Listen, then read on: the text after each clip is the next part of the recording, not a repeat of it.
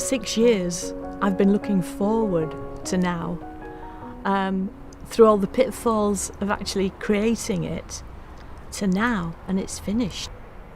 And it's wonderful. I'm getting sort of wonderful responses, really, really. A lady this morning actually said, "This garden has soul." My first vision for this stoned four-wall area was to actually have a chalice stone, a circle, a gathering place, but a safe place where people could come here and feel the sanctity of this place, because it's been created with a lot of love.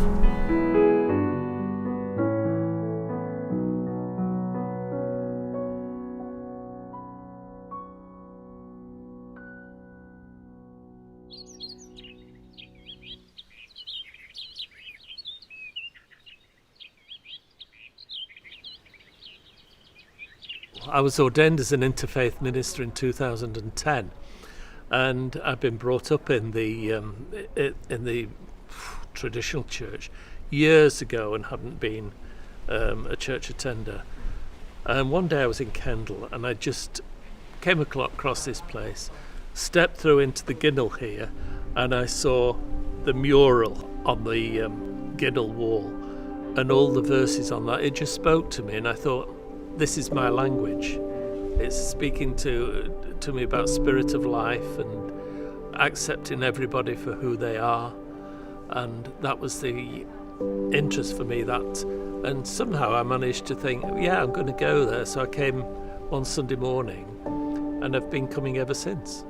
The main attraction for me as a Sufi Muslim was its emphasis on lived experience and love, rather than dogma. And it's a very open welcome to people of all faiths and none, and that's something I really related to. And I felt very welcome here too. There are no doctrinal constraints. It is about respect for other people, other people's beliefs. And that's a good thing at a time when there are so many divisions in the world.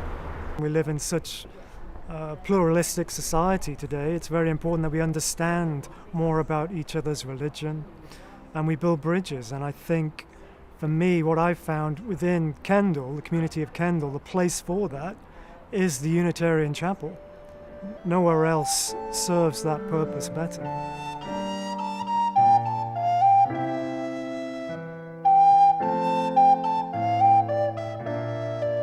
I think the vision for this chapel is that we try and make it as well known to people who are not Unitarians as possible, because the positive thing about the Unitarian ethos is that it is about freedom of your own spiritual path, freedom to believe what is in your heart.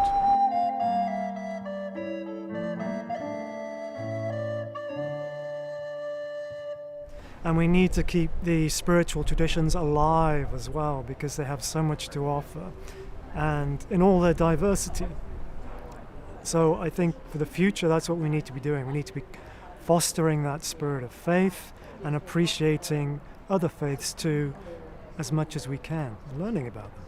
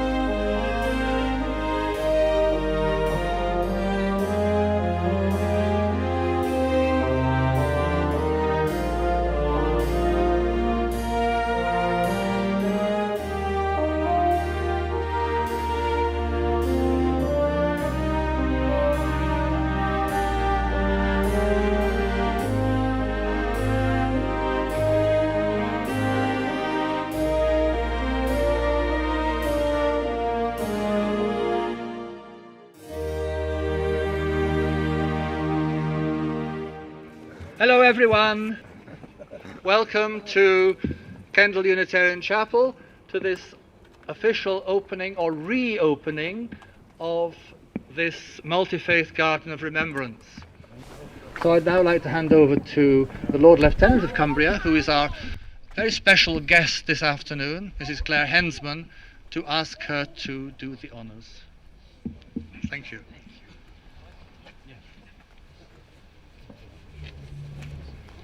Well, I have to say it's a great privilege to be here. I should have been here opening it in 2020, on your 300th anniversary, shouldn't I?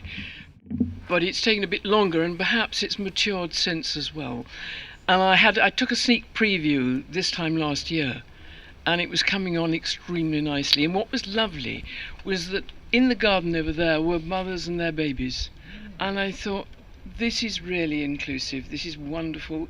It's an oasis in the middle of Kendal, providing a bit of safe space and some spiritual chance for spiritual reflection and a bit of peace. It's been a communal effort. It's lovely. I do congratulate you. A labour of love. And I think what's lovely too, and I've been involved because of the Queen's Platinum Jubilee and the Queen's Green Canopy, which is actually an investment for the future. And here we are. To plant a garden is to believe in tomorrow.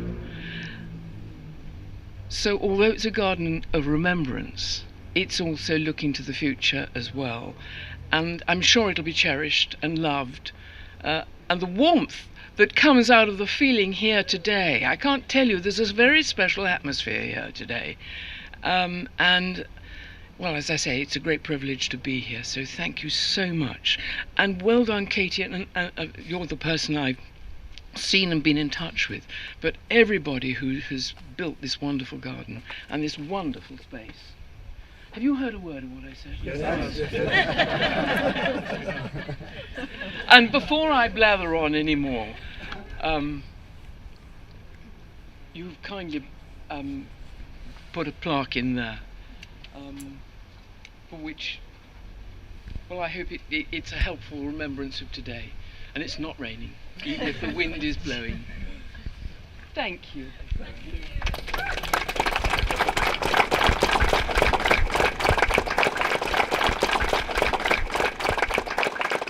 And now Mandy, our very dear minister, will say a few words. Hello everyone, I'm Mandy. I'm an interfaith minister, and I was appointed minister here in 2019, and it's a huge honour. And I just want to say thank you to everyone for coming today. It's been so lovely to see the flowers in the chapel and to hear all the music, and just to have so many people coming through our gates and being part of this day for us. So just some words in dedication. A garden such as this is a place for stillness and quiet, deep awareness and connection to nature. We invite you to come here and linger a while, or indeed a long time, and when you do, to remember these things. Those who cared for, nurtured and protected us are always with us. Those who have loved us unselfishly are always with us. Those we have loved deeply are always with us. Those who have inspired us to greater things are always with us. Those who have listened to us when we were struggling and helped to guide us on the right track are always with us. Those who shared their wisdom with us and enabled us to see more of the truth are always with us. Those to whom we have had to say goodbye with great sadness are always with us. Swami Vivekananda spoke these words: I shall go to the mosque of the Muslim. I shall enter the Christian's church and kneel before the crucifix. I shall enter the Buddhist temple and take refuge in the Buddha. I shall go into the forest and sit down in meditation with the Hindu. And we could add, I shall join with the Baha'is in their devotions. I shall commune in the silence of the Quaker meeting. I shall honour the four directions and the elements of air, fire, water, and earth. This is a chapel where there is no creed or doctrinal statement, so all are welcome, of whatever faith or spiritual path, if any. Our invitation is simply to join us in blessed community. So we now dedicate this garden of remembrance to the memory of all those whose ashes are buried here and will be buried here, and to all those whose lives are honoured here. May this garden be a place of hope, for indeed, to plant a garden is to believe in tomorrow. When we are weary and in need of strength, when we are lost and sick at heart, we can come here. When we have a joy we crave to share, when we have decisions that are difficult to make, when we have achievements that we are proud of, we can come here. At the blowing of the wind and in the chill of the winter, at the opening of the buds and in the rebirth of spring, we can come here. At the blueness of the skies and in the warmth of summer, at the rustling of the leaves and in the beauty of autumn, we can come here. We can remember you here. So may it be. Amen.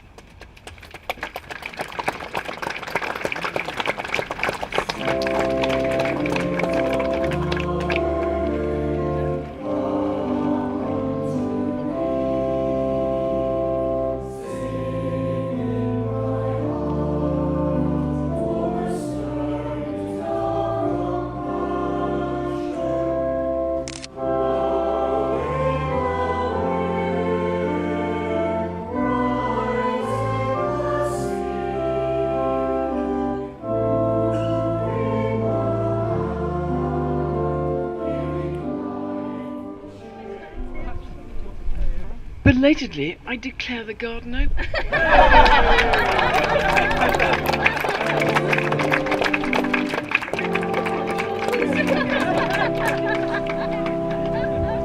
The mix of people here and the congregation is very eclectic. We have a wide range of people, from Christians, humanists, Buddhists, atheists, all kinds of people, pagans, and especially for me, as being part of the ministry team, when I'm doing a service, it's not as though you're speaking to one group of people that have one view. They all have different beliefs and different spiritual paths. A lot of people I speak to are Unitarian in their thinking but didn't know about the organisation. So I think it speaks to a lot of young people and a lot of thinking people. The Unitarians were really a driving force for liberty and freedom in Kendal, and were part of the anti-slavery lobby as well. So yes, their dissent was very positive. Their way of dissenting was to try and be more inclusive than exclusive.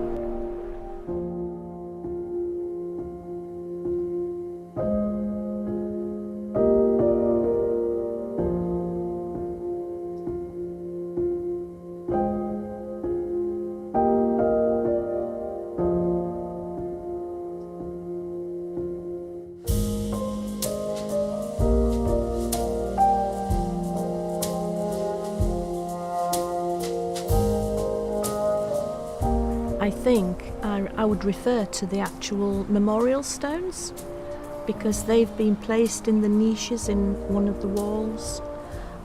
So we're going from very, very old, hundreds of years old, right up to modern day. Here we are now.